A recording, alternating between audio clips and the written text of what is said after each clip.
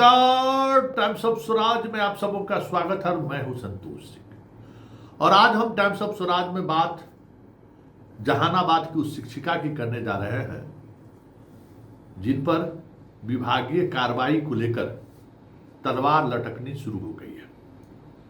जिला शिक्षा पदाधिकारी के पत्र के बाद जिस तरीके की खबरें जहानाबाद से आ रही हैं, तय माना जा रहा है कि सोमवार तक इन पर कार्रवाई हो जाएगी।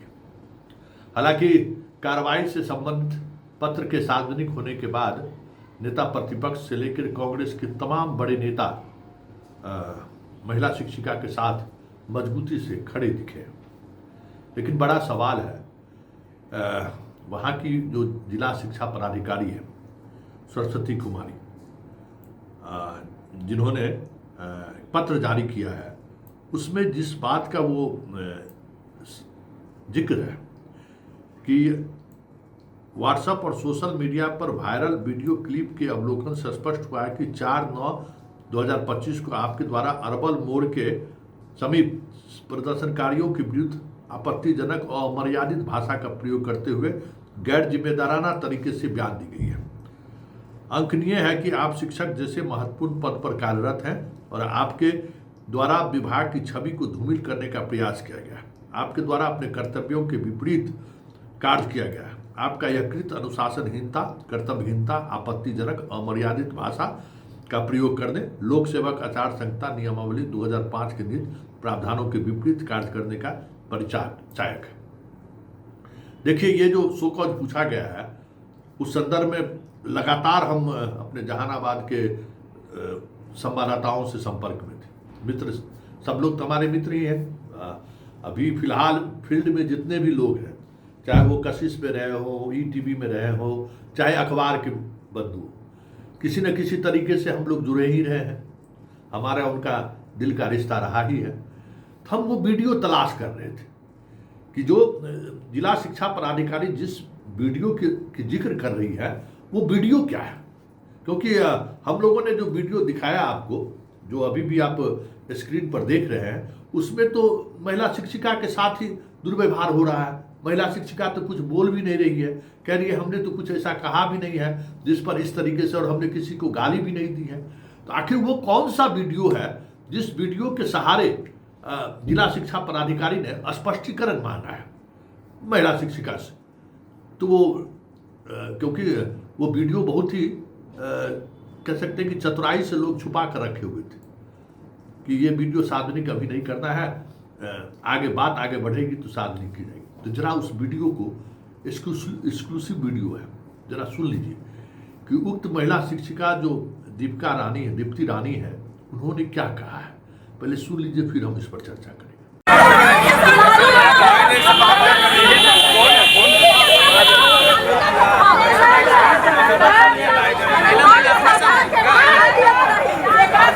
तेजस्वी राहुल मुर्दाबाद, मुर्दाबाद, मुर्दाबाद। तेजस्वी राहुल मुर्दाबाद, मुर्दाबाद, मुर्दाबाद। महागठबंधन हाय हाय हाय हाय हाय हाय।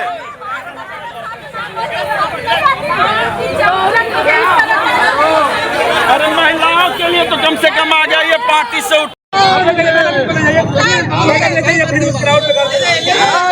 लगाइए ना करुण जी, इधर आओ बाबू।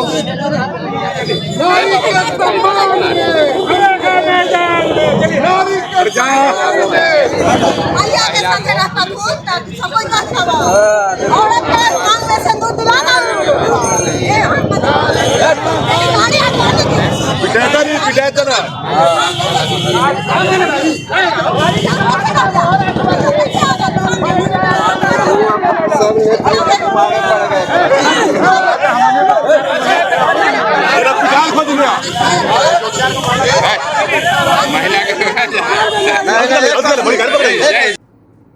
सुन लिए, वो स्कूल जाने के लिए आई थी, टेम्पू वगैरह नहीं था, पास के मंदिर से वो दर्शन करके बाहर निकली, जो वीडियो में आप देख रहे हैं। उन्होंने कहा कि भाई, जो अपनी मां के सिंदूर अपनी पत्नी के का नहीं हुआ, उसको उसके माँ का क्या मतलब है। माँ के लिए गाली दे दिया कोई अनजान आदमी, कोई ऐसा आदमी जेल गया, लेकिन जो आदमी अपनी पत्नी को सिंदूर देकर नहीं संभाल पाया, तो ऐसे लोगों से कई माँ से हमदर्दी दिखाने का मतलब क्या है? यही सवाल था, जो सवाल आपने जो उन्होंने अपने वीडियो में कहा है। टुकड़े टुकड़े में आपने समझने की कोशिश करी, आप सारी बातों को समझ रहे हैं, लेकिन एक बड़ा सवाल है।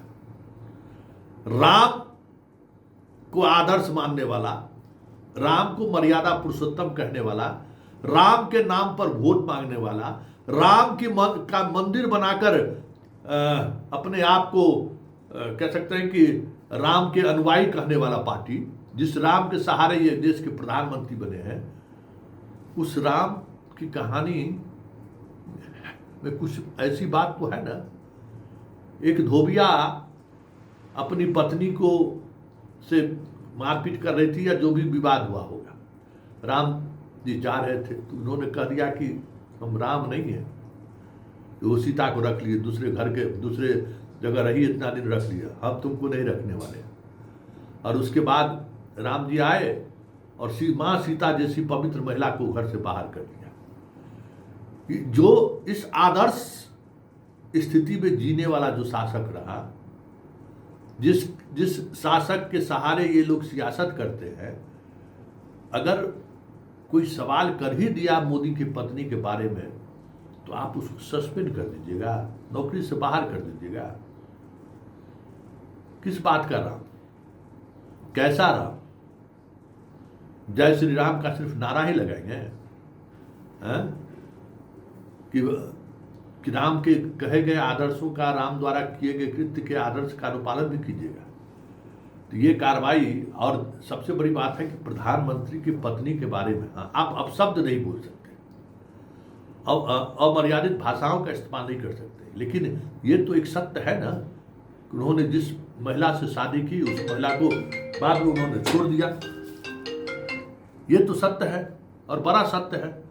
तो इस सत्य को अगर कहीं सार्वजनिक तौर पर, अगर इस बंदी के दौरान ही किसी महिला ने ये व्यक्त कर दिया, तो इसमें गुनाह क्या है? इसमें इसके लिए उस पर कार्रवाई क्यों होगी? और एक बात और हम कह देते हैं, ये प्रवृत्ति बिहार में इन दिनों बढ़ी है। अभी बिहार में पूरी तौर पर बीजेपी की सरकार बनी भी नहीं है, लेकिन पदाधिकारियों का मिजाज कुछ उसी लेवल की तरफ बढ़ रहा है, इसलिए चिंता की विषय है। और ऐसे में जो प्रोटेस्ट शुरू हुआ है, हमें लगता है कि उस प्रोटेस्ट को मीडिया हाउस को भी गंभीरता से लेनी चाहिए, क्योंकि ये इससे मनोबल बढ़ता है अधिकारियों का। आए दिन यूट्यूबर्स पर केस कर देना, आए दिन यूट्यूबर्स को जेल भेज देना, आए दिन मीडिया हाउस पर मुकदमा कर देना, ये प्रवृत्ति इसलिए बढ़ी है कि अब हमें लगता है कि लोगों को लग रहा है कि अब व्यवस्थाएं बदले। नीतीश के शासनकाल में कभी ऐसा नहीं हुआ है। और अगर वो महिला सिर्फ मोदी के पत्नी को छोड़ने का सवाल खड़ा कर दिया, तो उस पर उसमें अमर्यादित भाषा क्या है? इसमें क्या अमर्यादित है जो उस पर कार्रवाई होने की बात हो रही है? बड़ा सवाल है। और सवाल इसलिए वो वीडियो छुपा रहे हैं, बार बार ये वीडियो सार्वजनिक करने से इसलिए बीजेपी वाले छुपा रहे हैं कि उसमें सवाल तो कोई गलत नहीं की है वो शिक्षिका। तो हमने वो वीडियो पब्लिक डोमेन में ला दिया है। अब जिला शिक्षा पदाधिकारी जरा बताएं कि अगर वो सहयोग से वो भी महिला हैं, सरस्वती कुमारी, जरा बताएं कि कोई पति अपनी पत्नी से पति धर्म नहीं अपना रहा है, तो एक महिला होकर क्या आप कह सकती हैं? आप क्या कहेंगे? जरा आप बोलिए। महिलाओं को तो बोलने की आजादी है, महिला इस संदर्भ में बोल सकती है।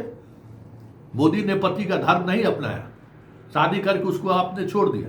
ऐसा भी नहीं है कि ये छुपी छुपाई बात है मोदी के डिग्री की तरह, सार्वजनिक तो है। और वो भी शिक्षिका है, वो भी शिक्षिका है। तो कोई सवाल खड़े कर दिए तो इतना बड़ा गुनाह कैसे हो गया कि आप उसको स्पष्टीकरण पूछ लिए? स्पष्टीकरण पूछने वाले से स्पष्टीकरण पूछा जाना चाहिए कि इसमें क्या अमर्यादित है जो आप इससे शोकज पूछ दिए। बिहार बदल रहा है, जो समझने की जरूरत है। जो अन्य राज्यों में हो रहा था, अब बिहार में भी इस तरीके से की जाने की कोशिश हो रही है।